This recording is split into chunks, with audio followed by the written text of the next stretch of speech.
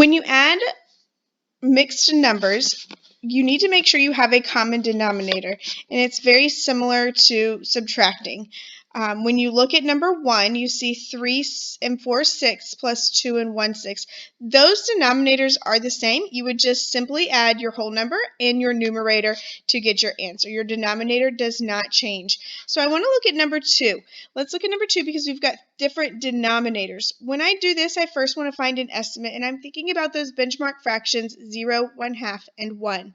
6 and 1/3 is going to be closest to the whole number. The whole number is 6. So my estimate is going to simply be 6 plus, looking at 2 and 1/6, that's also going to be just closer to 2. My estimate is going to be a little bit more than 8.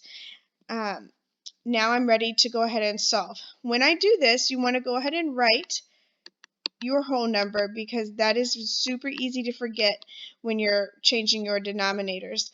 I'm going to look at this, and there's two ways we've talked about. We could do a quick common denominator and multiply 6 times 3 equals 18, or I can look for multiples. I know 3 is a multiple of 6, so that is my smallest denominator. My denominator will be 6, and we know that 1 6 didn't change. I can go ahead and fill that part in. Now I need to think, what did I do to 3 to get to 6? Well, I know I did 3 times 2 equals 6.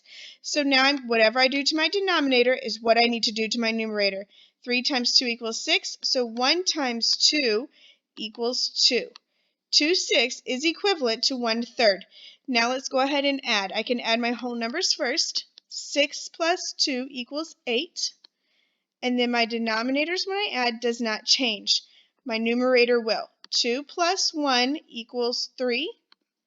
My answer is 8 and 3/6. You could also simplify that to 8 and 1/2 because we know 3/6 and 1/2 are equivalent fractions. Either would be correct.